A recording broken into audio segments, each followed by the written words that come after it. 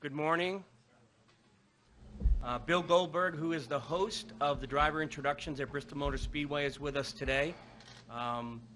Most of you know Bill as a former wrestler, superstar, auto enthusiast, actor. Anything else, Bill? Member of Glory Kickboxing. And if you would, just mic one, go ahead and use that. Yes, sir. My understanding is you have been at Bristol before many years ago. If you'd like to start with that. Yeah, you know, my best friend over there, Larry Brown, in the green jacket, is responsible for turning me on to NASCAR. It was, I guess it was, what, 16, 17 years ago. First race I ever went to was here in Bristol. And it started a loving relationship with myself and NASCAR. So it was an honor, and my God, has this place changed since I had been here last. And I understand, and everyone here will appreciate it, you have a Ward Burton story from today. Yeah, I heard Ward was sitting in here yesterday with his son, but yeah, I was, you know, my father was an obstetrician, my mother was a concert violinist, so I'd never been, you know, I'm from Oklahoma. I'd never been to a NASCAR race. I'm sitting here on top of the hall, WCW hauler. Ironically, about 6 years before I got into the wrestling business. And there's a guy standing on top of the hauler, and my buddy Larry had left me for a while. And that guy and I started talking, or he started talking, and I started listening. And I needed a translator because I couldn't understand after the 45-minute conversation one word that Ward Burton was saying to me. So that's my Burton story. We'll open up to questions. Just raise your hand.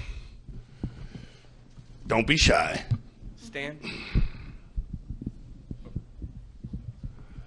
Stan Creekmore with RPM tonight. So compare what you've seen in the intensity of racing to the intensity of the wrestling that you did throughout your career. You know wrestling's fake, right? Yes, I do. Yes, I do. Okay, I can name some old Let's do the football analogy, because I did play in the NFL for 4 years. Okay, well then let's do it as football. You know, as far as the original question, the comparison to wrestling, my most favorite times in the wrestling business were doing house shows. House shows were non-televised events where it was a very comfortable atmosphere, kind of like this. And you pretty much had the ability to, since there were no television cameras there, interact with the fans as much as humanly possible. Make sure that it's a show that everybody has a hand in, that everybody has a great time. You go above and beyond for the fans there. That's how this is. The ferocity that happens in 1/2 mile lap in approximately 15 seconds can be compared to what I experienced on the interior line in the NFL. They say rubbin's racing. Well, it was the same kind of thing there. You know, you leaned on the guy next to you, and there was no lack of contact. So I guess there is quite a parallel for sure. Yes, sir. Anyone else? You guys are making it easy for me this morning.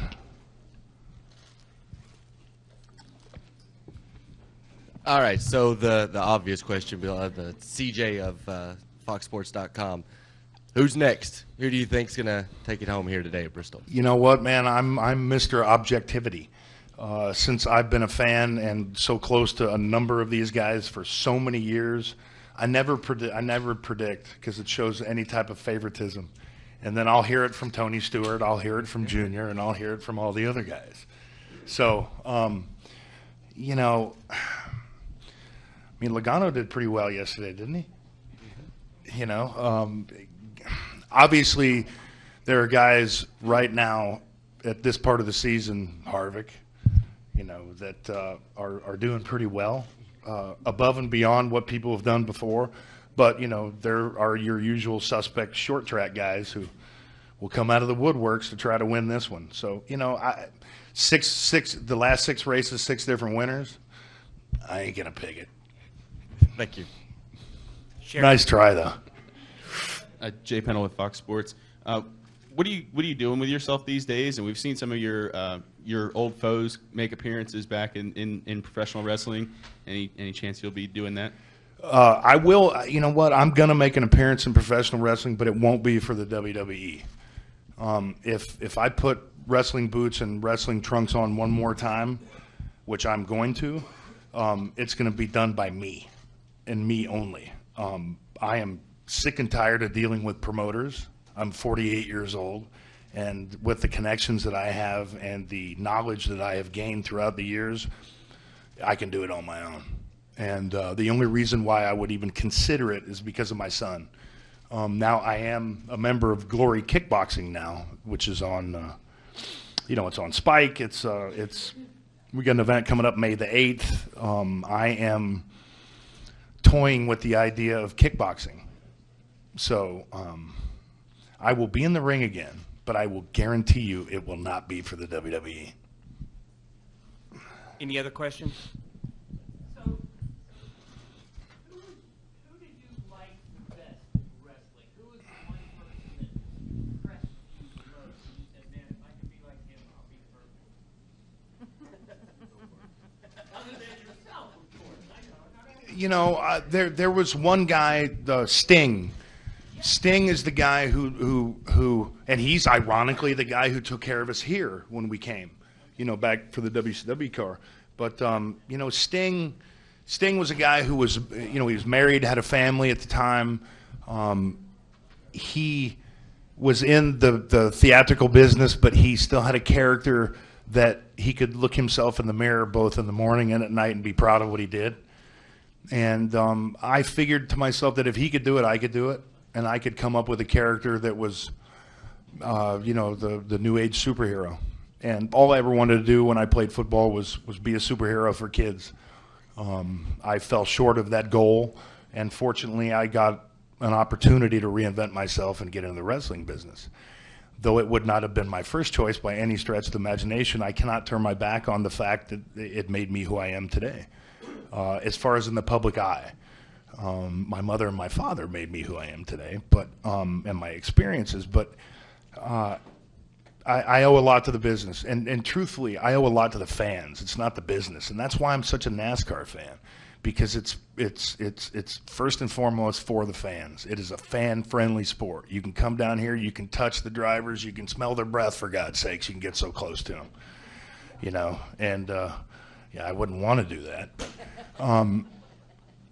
It's a sport that I revere. It's a sport that I very much appreciate because it parallels what I did in the wrestling business. It caters to the same exact fan base.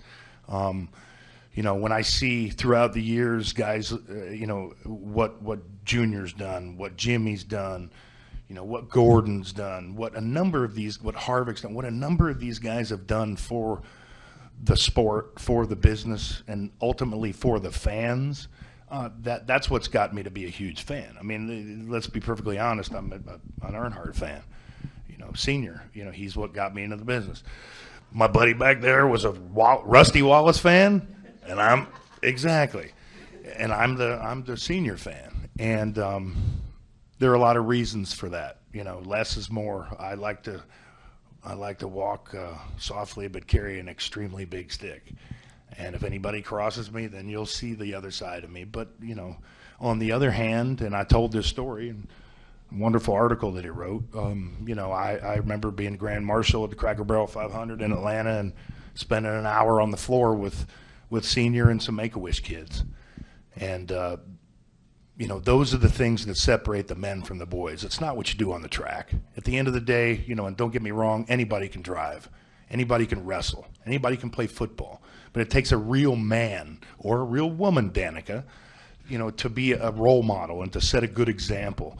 And you have such a huge platform here. And I can't tell you how proud I am of Junior, of Tony Stewart, of Jimmy, and all the guys and girls, who have brought this sport to where it is now. And I'm very appreciative of it because, like I said, they're catering to my fans.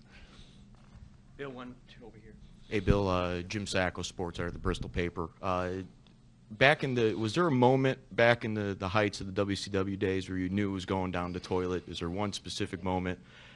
towards the end of the Monday Night Wars? I think when Kevin Nash put himself on the booking committee and then gave me my first loss, that was the ultimate demise. That was the start of that was the beginning of the end. Because I knew that if we had gotten to that point creatively when we're asking talent to make decisions, though Kevin is an extremely intelligent guy who could probably book wrestling shows better than anybody else. But it just seemed kind of funny at the time. But, when AOL and Time Warner merged, that was the demise. At the end of the day, I am greatly appreciative of the wrestling business, but I was just a guy who you gave me a task and I would complete it better than anybody out there. I could not come up with creative. I was not that guy because I didn't grow up in the wrestling business. I didn't know the psychology of the business. So I never really lended my opinion to anything. I just followed directions. I came from the NFL and I superseded, things that guys had done in 10 years in a matter of months. And I felt, very guilty about that. To this day, I feel guilty about that because, there's guys that have, grown up wanting to be a professional wrestler and worked tirelessly in buildings, that probably seat 100 people and gymnasiums and, jumping off of stuff for $10 just to make a name for themselves. And, at the end of the day, I'm very appreciative that they've done what they did, but I do feel guilty that I didn't have to do that. But at the end of the day, pardon me, ladies, but if you put asses in seats, who gives a damn how long you've been there? It really doesn't matter. It's all about performance. It's all about hitting that home run out of the park when they hand it to you. When they throw you that softball, if you knock it out, then who cares, how long you've been swinging the bat? So. Was it therapeutic to talk about that? A little bit you discussed on the Monday Night War special WWE was running? Anything I did with WWE was not therapeutic by any stretch of the imagination. No, I mean, and the reality is nobody's going to tell you that because they have an umbilical cord hooked to Vince McMahon. I, ladies and gentlemen, do not. So therefore, I can say what I want and not have any repercussions because I don't rely upon them for a job. I'm fortunate that I've been asked to come and be a part of NASCAR. This is a dream come true for me. Each and every time I come here and I associate with all the drivers and, I got Junior and Stewart on my podcast and, I talk to them and they're nervous being on my podcast. I'm like a kid in a candy store. I mean, I'm a fan just like anybody else. And it just shows that I'm no different than anybody else. I'm a human being. I don't walk on air. I don't, deserve a limousine going everywhere I go. I'm no different than anybody else. I just wear my underwear in front of millions of people on television. Thank you, Bill. Yes, sir. My pleasure. Thank you, everybody.